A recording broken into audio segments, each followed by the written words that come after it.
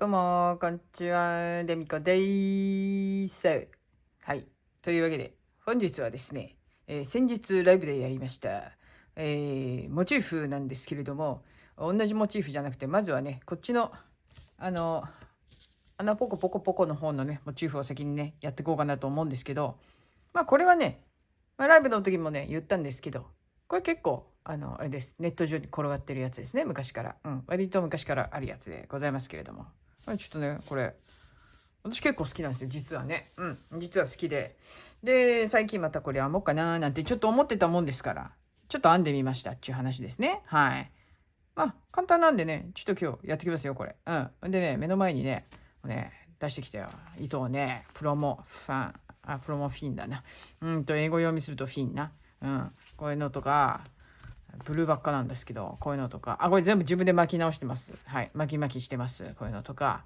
ね、これ使ったやつこれだわ。ね、あとブルー、他にも、こんなやつとか、あとこの辺はちょっとでかい玉のね、ファマっていうね、ファマっていう、これはもう同じ糸だけど、倍の大きさあるやつね。こっち、プロモファンっていうのは、フィンね。はい、フィン。っていうのは 50g の方でね。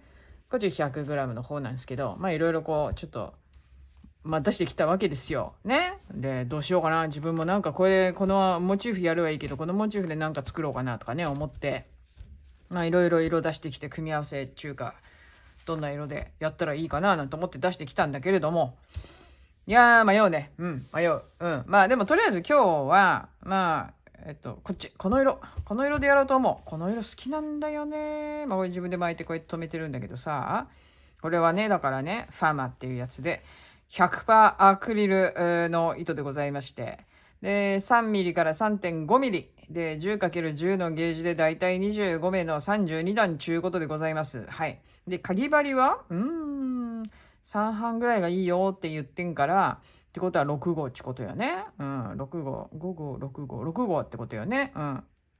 俺340メートルで、300、そう、100グラムで340メートル結構あれなんですよ。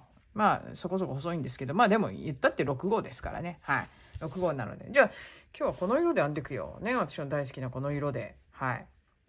ねいやー、昨日またね、久々にね、このカチヤのね、サイト眺めて、でしょっちゅうしょっちゅうほら、新しい糸がね、割と出てくるもんだから、いやいやいや、ちょっとまた新しいの出てきてほしいのあるかな、なんて覗いたんだけどさ、まあ、あれだわ、もう、とにかくカチヤはね、糸が多くって、でも、以前使ってたやつで欲しいのなんて探すと結局ね、結構ね、糸多いんだけど、入れ替えも激しいから、前使ってていた、糸欲しいなと思っても、定番ものじゃないやつはやっぱりどんどん消えてっちゃうからさ、あら、私が欲しいと思ってた糸がもうないわ、残念っていう感じで、ちょっと残念だったんですけど、まあ、これは定番ですからね、アクリルのね、100%の定番なんで、これはなくなることはないんですけど、すごい色揃いだしね、70色ぐらいあるしね、うん。私はほら、15色ぐらいしか持ってないけど、ね。じゃあこれやっていきますよ。私もおしゃべりばっかしてても。おしゃべり作業動画だった。だからおしゃべりしてもいいんだよね、別に。まあでも、始めますよ。はい。じゃあ、これは、でも基本的にパッと見たらわかると思うんです。普通のね、この、グラニーのスクエア、普通のスクエアがあるじゃないですか。ダーッと普通に編んでいくだけの、長編みをね。それにポコポコ穴開けてるだけなんで、まあ、その大して難しいものではございませんよ。はい。じゃあやっていきましょう。はい。じゃあ、今日二重でやるか。今日は久々に二重でやろう。はい。ぐるぐると2回巻いて、ピュッと抜いたら、私はクリンとひっくり返して、はい。で、これで、糸を拾っていくわけですが、立ち上がりの部分ですね。立ち上がりの部分、一回止めます。ギュッと止めたら、その後、私は、この編み目にするときは、編み目か編み方にするときは、1、2、3、4で立ち上がります。はい。なぜ4で立ち上がるかは、後で説明します。いいや。立ち上がりの分が2で、角っこの分が2ですね。言ったらね。うん。はい。立ち上がりに、まあまあ、それ後で説明しますわ。はい。で、まずは長編みを1、2、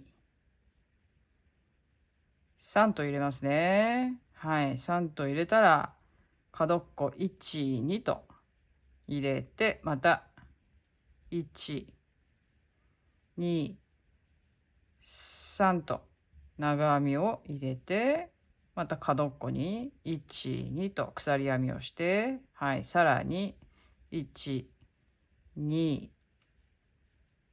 3と長編みを入れて、またこれが角っこで1、2とで、あとは長編みが、2つですね。あとね、2つ入れます。はい。1、2と入れます。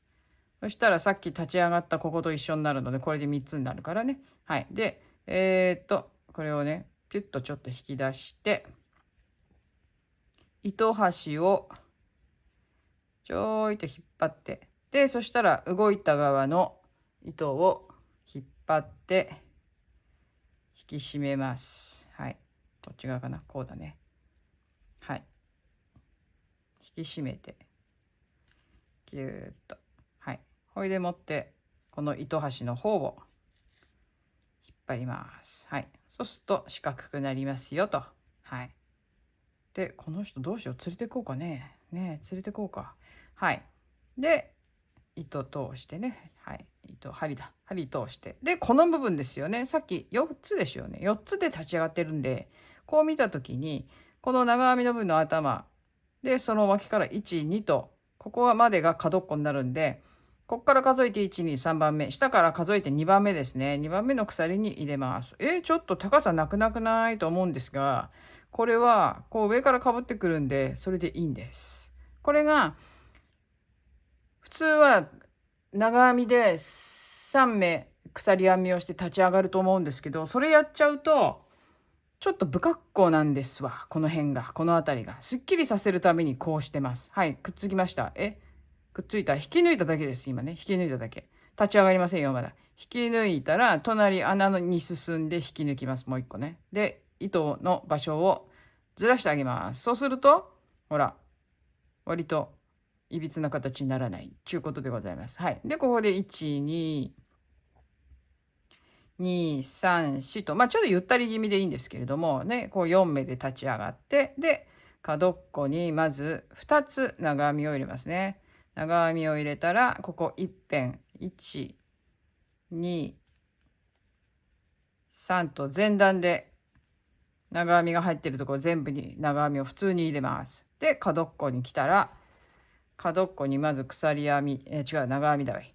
長編みを角っこに2つ入れますね。で、角っこの鎖編み2つ。で、回転させたら同じようにここにまた長編みを2つ。長編みを2つ入れてから、こっちの前段の長編みのところに1つずつ長編みを入れてきます。普通にね。はい。で、角っこ来たらまた2つ。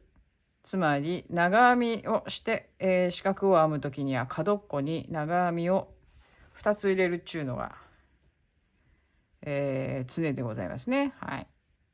2つ入れて、はい。で、1個ずつ編む。1、2、3。はい。で、角っこ2つ長編み。はい。2つしたら角っこ2つ鎖編み。で、また長編みを2つ角っこに入れて、1、2、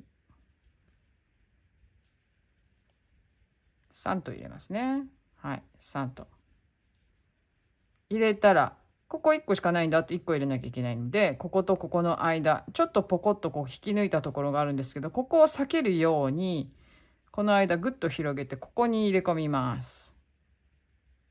はい。こんな感じで入れ込みます。で、そしたら、下から数えて2つ目、こっち側から数えて1、2、3番目ね。ここにブスッと、こっち左側1本で私は刺しますけど、で、引き抜きます。はい。引き抜きます。ちょっとこれがあれだね。目が大きかったね。この目がね、あんまりなんていうのかな、こう、ボコンとならないように、ちょっとこの目だけはきつめに、こっちのと揃える感じでね、気持ちね、そういう意識をしながら、私は編みます。で、引き抜いて、くっついた。で、もう一回引き抜いて、目をずらします。はい。じゃあ次の段から穴開けていきますよ、とりあえず。はい。次の段から穴開けていきます。3段目。1、2、3、4で。まず2つ入れますね。はい。はい。2つ長編みを入れたら、次3つ長編みを入れます。1、2、3。はい。3つ長編みを入れて、真ん中です。真ん中のところで、鎖編みを1つします。で、そしたら鎖編みしたところの目を、これを飛ばして、そのお隣から1、ちょっと待って、割った。この糸好きなんだけどさ、結構何気に割れるんだよね。こうだね。はい。1、2、3と入れます。で、そしたら、ほら、また割れた。気に入らないね。はい。こうですね。はい。で、角っこに2つ長編みを入れたら角っこに2つ。はい。これを全部のとこでやっていけばいいわけですね。じゃあ進みますよ。同じように進んでいきます。2個入れて、1、2、3で鎖。で、長編みが3つ。1、2、3。で、角っこ2つ。で、鎖と。はい。はい。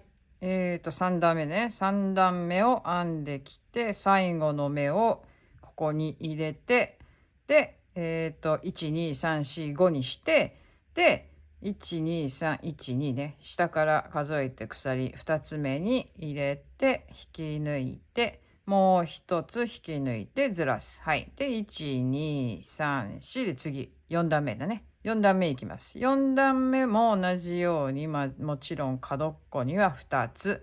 で、そこから1、2、3と長編みを入れます。で、そしたら1、2、3と鎖編みをして、はい、鎖編みをして真ん中に細編みでつなげます。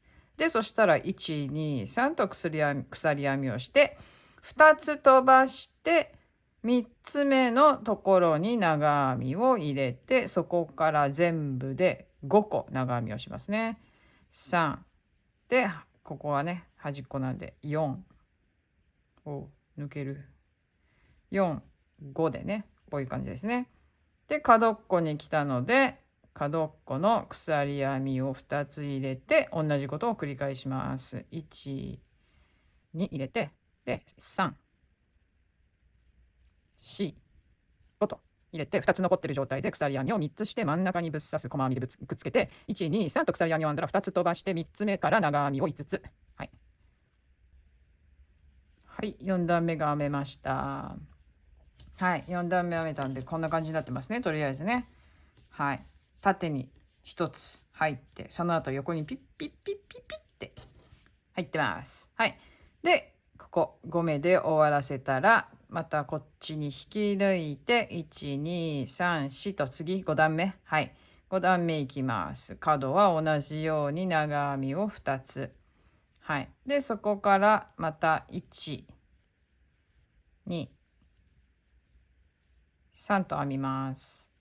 鎖編みの部分が2つ残ってる状態で、1、2、3と細編みじゃなくて、鎖編みをしたら今度ここですね。ここの穴。ここの穴に右側の方、私真ん中でもいいとは思うんですけど、じゃあなるべくちょっと右に寄せていくんですけど、に、細編みでつなげたら、1、2、3と鎖編みをして、またこっち側に細編みでつなげます。で、そしたら1、2、3と鎖編みをして、2個長編みをすっ飛ばして、また3個目に長編みを入れて、3個目だっつの。はい。3個目に長編みを入れて、1、2、はい。3と入れて、で、角っこ、もう2つですね。1、2と、全部で5個ですね。またね。はい。で、角っこ1、2と。はい。こういう感じで入れていきます。はい。こんな感じ。はい。なので、もう一回、長編み2つ。で、さらに、1、2、3と入れたら、1、2、3と鎖編みをして、ここの穴に細編みで留めて、1、2、3と鎖編みをして、またこっち側の穴に細編みで留めて、1、2、3とやって、で、そしたら2つすっ飛ばして3つ目に長編みと。はい。で、ここから5つ長編みということでございますね、この段はね。はい。はい。で、1、2と引っ掛けて、で、またこっちにね、1つずらして、こんな感じになってます。はい。こんな感じになってます。3つ。今3つ穴がいっぺんにこう開いてる状態ですね。はい、次何段目？ 1、2、3、6段目か。はいはい。次6段目。1、2、3、4と立ち上がって、はい。同じようにもちろん2つ入れます。長編み2つ入れますね。割れるの結構激しく割れるんだわ。はい。で、そしたらとりあえずここまで一気に5つ長編みを入れていきますよ。まずこの段はね、6段目は1、2、3、4、5。はい。5つ長編みを入れたら次何するかっていうと、ここの穴開いてるところ、ここに2つ長編みを入れますね。はい。長編み、糸。はい。はい。長編みを2つ入れて、そしたら鎖編みを1、2、3として、はい。で、この真ん中に細編みでくっつけます。で、1、2、3ってして、で、そしたらここに長編みを2つ入れます。まずこの2つ長編みをここに入れるの忘れないようにして、その後普通に5つこの上を長編みで編んだら、はい、3、4、5と編んだら、ここの角っこにももう2つ、はい、入れます。で、角っこと。なので、ここは長編みが9個かな。はい。5個の22だから9個ですね、ここ。こっち側の目に2つ、外側に2つなので、全部で9個の長編みを入れていく感じになりますね。まず、ここから9個長編みをします。1、2、はい、3、4、5、6、7、で、8、9、はい。こういう感じですね。で、鎖編みをして真ん中でくっつけたら1、2、3で、またこっち側に長編みを始めるところから長編みを9つ入れていきます。この段はこんな感じでございます。はい。はい。ここで6段目が終了ですね。はい。6段目終了しました。この段はつまり3つ空いたところをまた今度2つ対象になっていくからね。今2つ。じゃあ次はそう1個の穴を残せばいいだけですね。はい。これで1、2、3、4と立ち上がったら鎖を2つ入れます。鎖じゃないよ。長編みだよ。間違えるね。よくね。うん。長編み。はい。長編みを2つ入れて、ここからまたさらに長編みを入れてきます。ずっと。前の段の長編みの部分のとこに全部また長編みを入れてきますね。なので、とりあえず、最初の2つを足して、で、9あったから、とりあえず連チャンで11個、全部で長編みを入れてきます。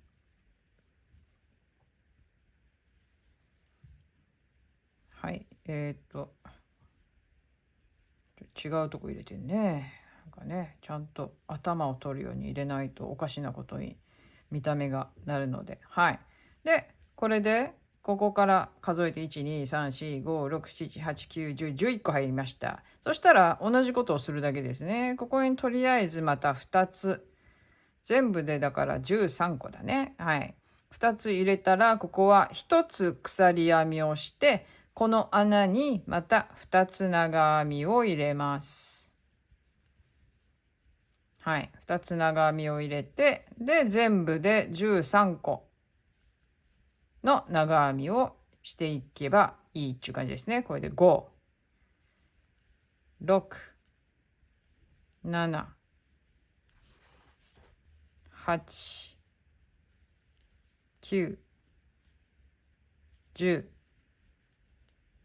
11でしょ。はい。11。で、角っこで12、13と。はい。13。で、鎖編み。この段はこんな感じで真ん中1個だけを鎖にして、あと他は全部長編みでやってきゃいいっちゅう話でございます。はい。じゃあそのようにこの段も全部やっていきますね。2入れて、で、あとは全部で13なので11個入れていけばいいと。はい。はい。で、ここにまた引きの、ちょ。こっちに引き抜い、あれなんか変なことなってるよ。引き抜いて、はい、また引き抜いてずらしますね。はい、こんな感じになりました。はい、これで全部ボコボコと穴が開きました。開く部分は完成しました。最初は1つ、2つ、ね、次は2つ、次は3つ、2つ、1つつって5段にわたってこうやって穴をポコポコ開けていくと、こういった形になりますね。で、最後の段はひたすら、はい、1、2、3、4と、ひたすら長編みを入れていきます。なので、角っこに2つ長編みを入れたら、あとはもう1目ずつ全部に長編みを入れてきます。それだけです、ここはね。はい。はい。はい。最後の目編みました。で、最後は、ここを引き抜いて終わりにしてもいいんですけど、普通にね。私の場合はいつもの通りに、鎖目でね、うん。片付けるんで、片付けるえ鎖目で閉じるので、はい。そしたら、1、2なんで、3番目。1、本当は2に入れるところなんですけど、2入れるけど、この場合は、ここに頭を作ってあげるので、1、2、3番目の目ですね。一つ先の目に入れてあげて、頭を作るように入れてあげます。で、こっち戻して、出てきてるとこに戻して、で、そしたら、ここの辺がね、ちょっと手薄な感じになってるので、一回こっちに戻して目をね、足してあげます。厚みを足してあげます。こんな感じ。はい。こうですね。はい。で、あとは処理すればいいんですけど、はい。こんな感じになりました。で、処理するにしろ、しないにしろっていうか、これ見ていただくとわかると思うんですけど、私、白で縁取りをしました。って言っても、細編みを入れただけなんですけど、何かこう、いっぱいこれをね、作ってつなげる場合に、こういった一色でね、やる場合には、私の好みとしては、まあ、縁を白くしてつなげていくっていうのは結構好きなんですわ。ね。なので、ちょっと白でね、こうやって囲ってみたんですけど、まあ、どんな縁を作ってもいいし、まあ、これだけでね、なんか一枚のなんかラグでもいいんだけれども、基本的には私はこういうのはね、複数の色でこう、くっつけてとか、複数の色じゃなくても単色でもいいんですけど、つなげて、なんだっけ、ブランケットじゃねえや、膝掛けみたいなものだったりとか、ちょっとしたラグだったりみたいな、そんな感じでね、使うことが多いので、うん。まあ、こんな感じすることが多いですね。それに使ってるのはこの白ですけど、同じやつね、ファマの、603番っていう、こう、きなりのやつですけど、これでちょっと囲ってみましたけど、普通にね、縁を、お好きなようにつけてもいいと思いますよ。この、同じ色でつけてももちろんいいし、違う色とか、ね、こういった別の色、合わねえな。青い色ってなんかあんのこれ。なんか一番、あれだけど、合いそうにない色。あ、ないな。ないな。まあいいや。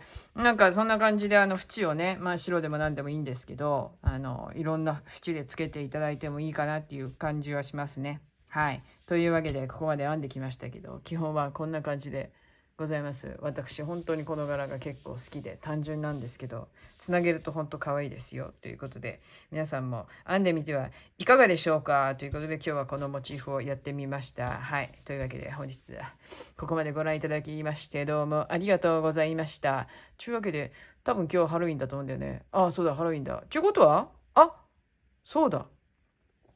もう一個、ライブで言ったと思うけど、ハロウィンのアイスがあるって言ってた気がするね。じゃあそっちをこの後食べますか。ね。そういうことにしましょうか。はいはいはい。わかりました。じゃあそっちを食べます。はい、食べますんで。というわけでね、もうおやつタイムいらないよっていう人は、まあここまでですね。はい。というわけで、ここまでご覧いただきまして、どうもありがとうございました。また次の動画ですぐにお会いしましょう。というわけで、本日はここまで。さよなら。はい。というわけで、引き続き、おやつタイム見たい人は、はい、そっち、どうぞ。はい。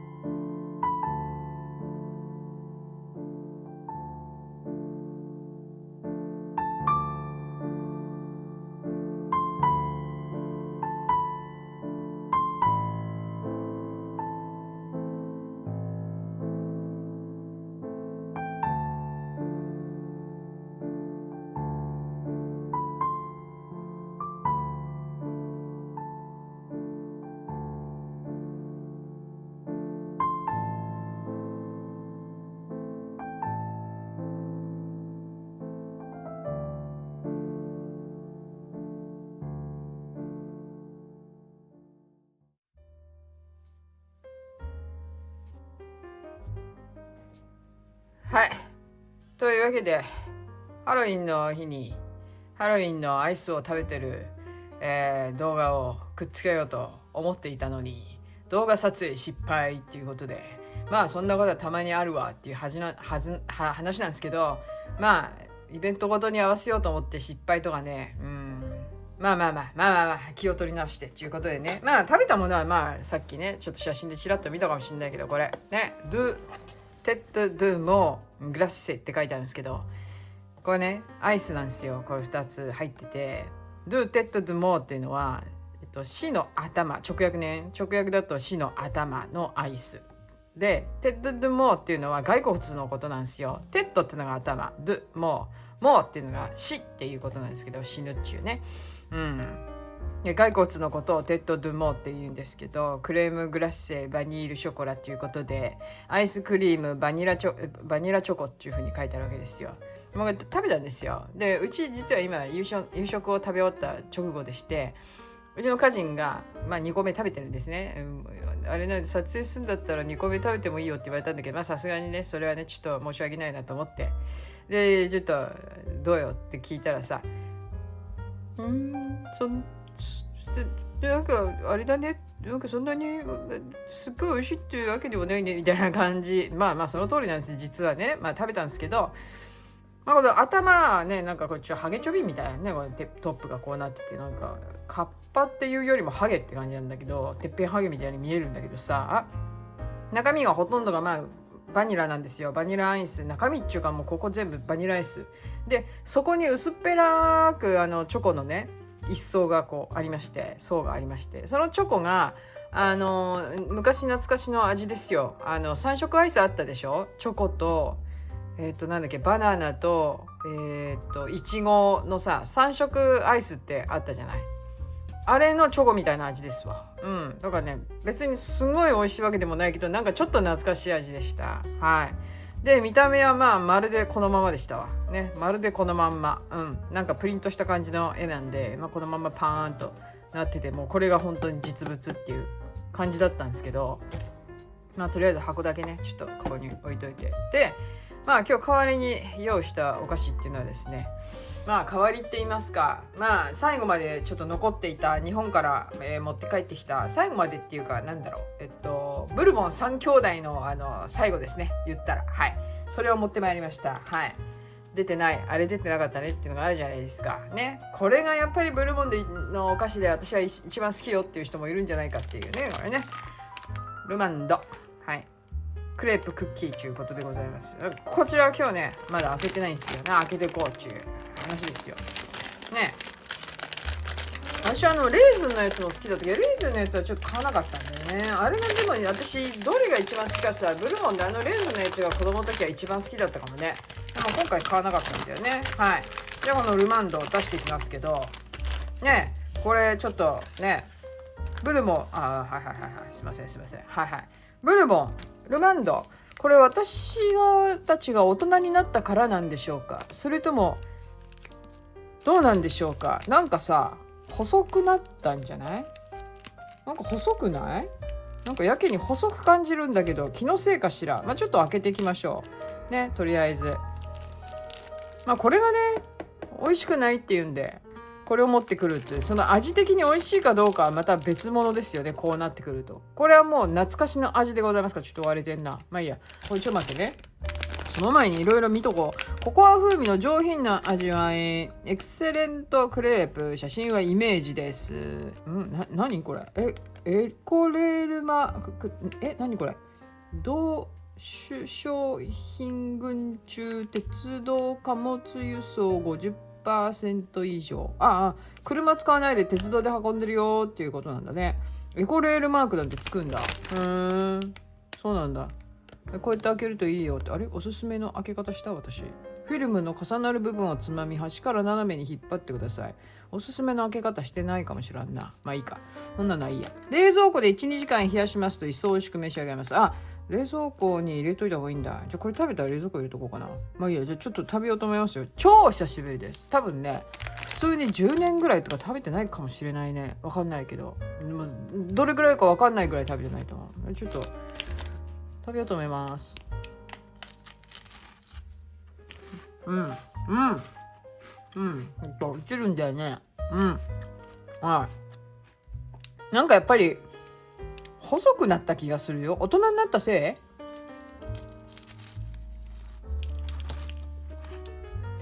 い？ね、豪快にボロボロ落としてるわ。まあね、大人になったんでね、ボロボロ逆に落としてもいいやっていう感じで、子供の時は絶対落としたくなかったからさ、食べ方とかすごい気使ったけどさ。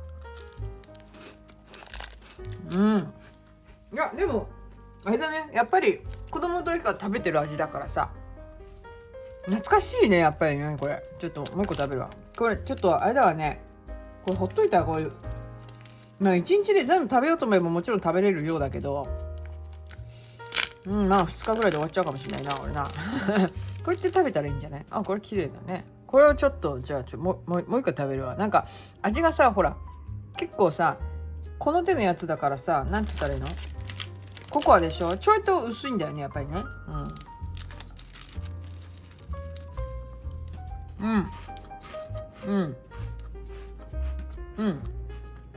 でもやっぱり甘すぎなくていいね。軽くて。美味しいね、やっぱりね。美味しいわ。美味しい。こっちと比べると、こっちのが、まあ日本人的には断然美味しいです、やっぱり。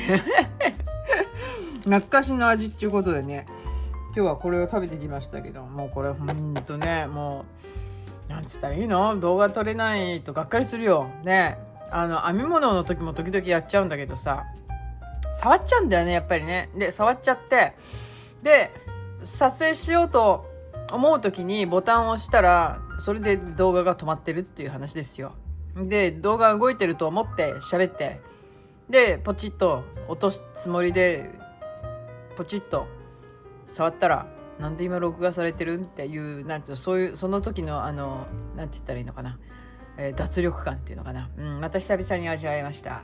まあそんなこんなでね、まあそれがあって今日ブルボンのこのルマンドをね食べる気になったんで、なんかちょっとねもったいなくてなかなか開けられなかったんですよ。でまだねせんべい系とかはね残ってるやつは残ってるんで、一番私の好きなおせんべいね、おせんべいっていうかおかきとね、せんべいあるじゃないですか、亀田のね、あれなんかまだ開けてませんから、もったいなくて開けれませんよまだ。であとはね、まだねハートチップルも残ってるしね、カールも残ってるしね、あとなんだ、エビせんも残ってるよ。エビせん、かっぱエビせんねもう残ってるんで、あとねあれが残ってるよ、うまい棒全種類まだね一つも手つけてません。今回はいつも30個入りのやつを1箱同じ味じゃないあれって。でもそれをバーッと持って帰ってくるんで、同じ味ばっかりなんで結構ガーって食べるんですよ。でも今回は全種類1本ずつしかないんで、この前も一瞬食べようかなと思ってガッと見たんだけど、って迷って、どれから食べようか超迷って結局食べなかったっていう感じで。でもそろそろ食べないと油が悪くなってきちゃうんで、駄菓子はやっぱりね長期間キープしてるとスナック菓子ね、油が良くないんで、長期間キープすると。なのでやっぱり早めに食べていかなきゃいけないなと思うんで、まあそろそろうまい棒にも手つけなきゃなと思ってます。はい。というわけで皆さんどんなハロウィンを過ごしましたか？はい。じゃあまた年末に向けて、気合い入れてやっていこうと思います。ところでですね、今日動画が出るのが一応10月31日の予定なんですね。でそうするとそれが明けると11月に入りますわね。それで11月に入ってくるとですね、フランスはもう一気にねクリスマス商戦が始まります。はい。でクリスマスの雰囲気になってきますんで、なので、11月入って、11月は10日ですね。日が近づいてきたらまたちゃんと動画を出すことになると思いますけれども、ですね、靴下の日って本来は11月11日ですけど、まあ今回は11月の10日にやるということで、靴下の日ライブリレーっていうのがございます。はい。でそちらは私今回も出させていただくんで、でフランスではもうクリスマスシーズン始まるんで、まあ今年はちょっとねクリスマス関連のものをちょろっとしたものをねちょっとやろうと思ってます。はい。ちょろっとしたものですけれども、はい。なのでまあご興味のある方はね、なほ姉さん主催ということで毎年毎年いくつかのそういったイベントやってますけれども、そちらの方ねチェックしていただければいいかなと思いますよということでね、今年またやりますわ。いつもの時間ですわ。まあ今回は一応枠の中でね、私は夕方夜の日本時間で6時からということなんで、そこで時間内に1時間半ねまたね90分いただいてるんですけど、その中で収まるものをやってきます今回は。なので前準備は特に今回はなくていいかなみたいな。なんだあれをしましたよ。ちゃんと試作はしてて、でいくつも作ってあるんですけど、それをねちょっとやろうかなと思ってるんで、近日中にちゃんと動画撮ってお知らせするということになると思いますけど、ということでございます。じゃあ皆さんせっかくねハロウィンでこれ食べようと思ったのに味は大したことなかったということで、ルマンダのが美味しいよということを理解していただければそれでいいかなと思います。無理やり感ありますけどというわけで、じゃあまた近いうちにお会いしましょう。じゃあね、バイバイ。